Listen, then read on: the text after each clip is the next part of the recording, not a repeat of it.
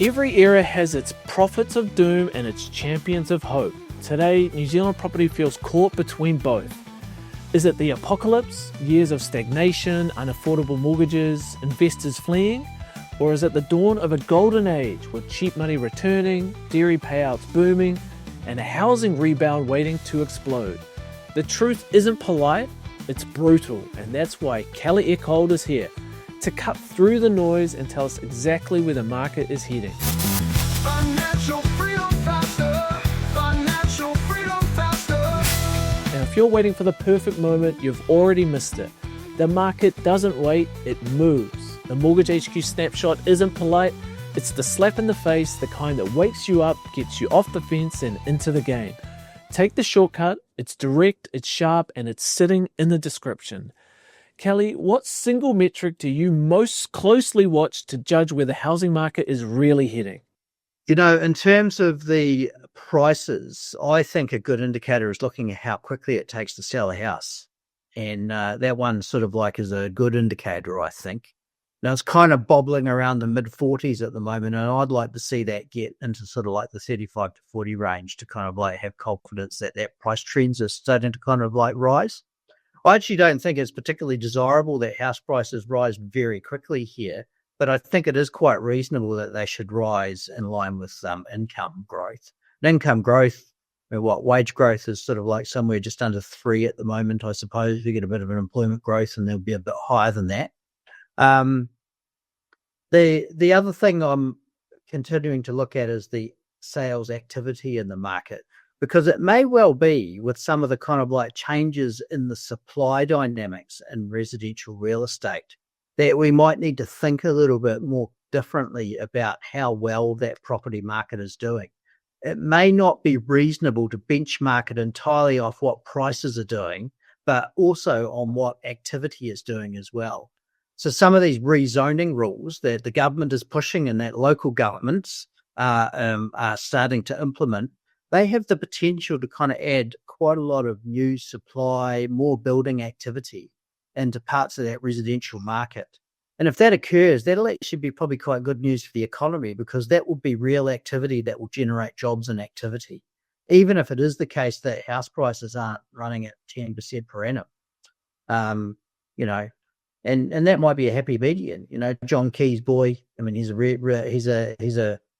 real estate developer. He'll still have something to do, but perhaps it won't be because the prices are racing out of the reach of your kids.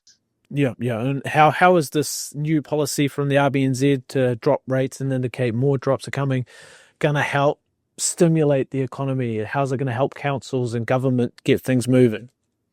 Well, probably for councils and government, not that much impact. I mean, most of the impact is really going to come through what consumers and businesses do, I think. I think one of the things the government would really like is to have long-term interest rates fall, because they finance the fiscal deficit using those long-term rates. But as I sort of talked to you a bit before, they're also critically determined by what goes on offshore, particularly in the US. And right around the world now, what we've tended to see is the market telling us that long-term interest rates are not falling, even as short-term interest rates are. That's a function of inflation and risk premia, but it's also an indication, when you've got what we call a steep yield curve, of one where actually monetary conditions are quite easy. And that's a good indicator, I think, of activity as we sort of think forward to the medium term. Well, the RBNZ's forecasting 4% growth for next year. You guys are projecting 6%, I believe. You know, how is global inflation going to impact house price growth? US, Europe, Asia, how does their inflation impact little old New Zealand? Well, I think one of the biggest drivers is going to be that if we don't get too much inflation offshore, and we instead get a little bit of disinflation coming through here, that will reduce inflation and cost of living concerns. It might also kind of like make the Reserve Bank comfortable with keeping that 2.5% interest rate there for a bit longer as well. So, you know, that could certainly be sort of like a good news story. I am conscious that one of the factors that has really mitigated against strong consumer demand and probably housing demand in the last 6 months are these pervasive cost of living concerns where people feel like they're getting taxed, either in the form of like a higher butter price or a higher milk and cheese price. Their electricity prices are rising, their local authority rates are rising. All of these things are non-discretionary. So they're kind of taking money out of your income, and you don't have as much money for the fun stuff in that case. And how are the commodity prices impacting New Zealand at large? Obviously it's beneficial. We've got a higher milk price. It's benefiting these rural areas.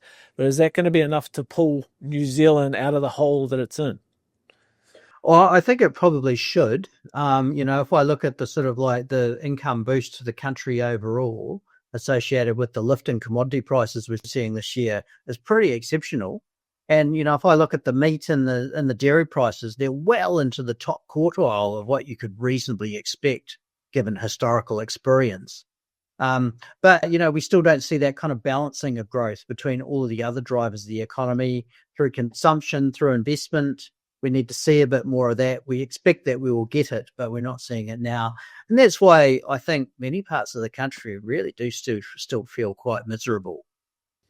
Well, are we underestimating the social and political backlash if property surges do happen again and that wage growth doesn't follow suit? Oh, I think that is a real issue. I don't think the public would welcome strongly rising prices in excess of income growth. In fact, I don't think that the public generally welcomed it that much in 2021 either. So I think that it is something that we have to keep in mind. Is it? It's a little bit like the three bears kind of like analogy, isn't it? You want your porridge. You don't want it too hot. You don't want it too cold. You want it to be just right. We don't probably want to see prices falling significantly. I don't think that will be a good idea. I know some economists have advocated that would be great to see house prices falling in outright terms. I suspect if that happens, then the wealth kind of like impacts of that and the impacts of that will outweigh, the fact that you can get a cheaper house. We need to have house prices growing in tandem with incomes and hopefully having them both grow at decent rates. Well, that's the thing about economists, Kelly.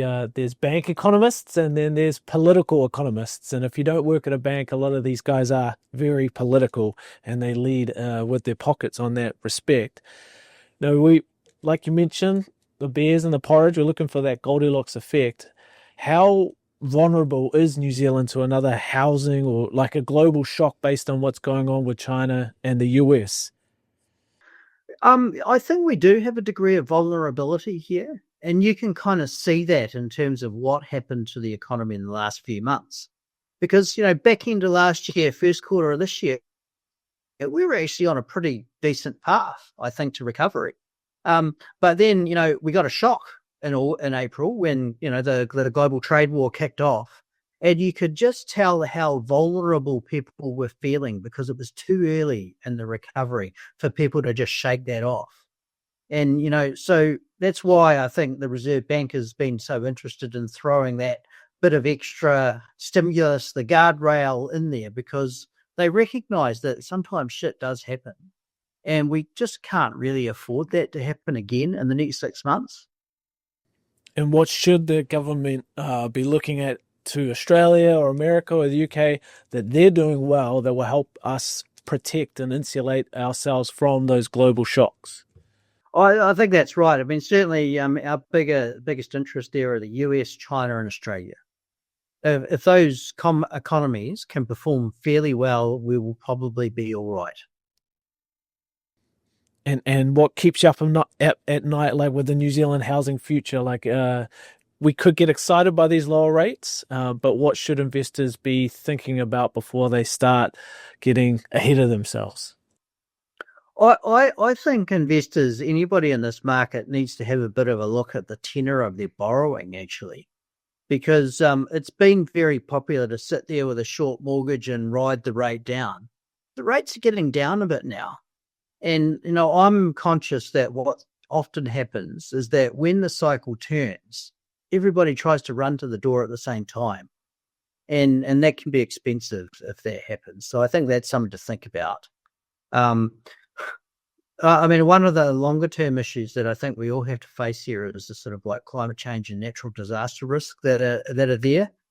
Some of the insurance companies have starting to increasingly talk about needing to recalibrate the way that they charge for natural disaster risks. So, anybody buying a house needs to have a good bloody hard look at those council maps to see that they're not in a floodplain or got erosion risk or landslide risk, because that's the sort of thing where you could get a nasty surprise from the insurance company, which then makes it quite hard for you to get a mortgage or sell your property. Yeah, well, that's where I was very interested to see in your report that that the government's tax revenue is actually up above what was projected. And when you hear this coalition government talk about the next shock, the next, Christchurch earthquake, Wellington earthquake, Auckland, natural disaster, like how long is it going to take for New Zealand to get in a position where something big happens, that there's enough in reserve that we're going to be able to recover? Because like you mentioned with the insurance, if there's a natural disaster and we are not covered personally, then the government is going to have to step in. How ready are we for that? Well, the good news is that at least our debt to GDP ratio is not high. So there is some money in the kitty that could be deployed if necessary, if something like that happens. So that's good. Like we're at about 40, 45% of GDP. If it went up to 60% of GDP, it would not be a great scenario, but it would be manageable. But we could always be better placed than that. And Treasury would sort of generally say that they want to see debt to GDP for the government no higher than 50% of GDP to make sure that there's money in the kitty in case that happens. The fiscal situation continues to be fairly challenging for the government in that we're not probably going to see a surplus there until 2028. And debt to GDP itself is probably not going to start falling until 2027. But there is, I think, some good news there, because when Treasury put those last set of forecasts together, they were pretty pessimistic. They had to finalise those macro forecasts in April when the trade war had really just kicked up. They took a very negative view on just about anything. So if we redo the sums now, we reckon the government probably will have $10 or $15 billion extra in the kitty if we look forward over the next few years from better tax revenues. And then the question is going to become, well, how does that get deployed? Are they going to spend it on something? They might. We suspect they probably will, but there will be some choices there, I think. Fantastic insights, Kelly Eckhold, Chief Economist, Westpac. Appreciate your time and look forward to chatting again soon. Thank you. You want ammunition, moves that work, tactics that win? The 3 property formula is the playbook smart Kiwis are already using, while the rest are still refreshing Trade Me and panicking at interest rates. No fluff, no webinars, just results from the front lines. Get the strategy and own the edge. Grab the book before someone else buys your future.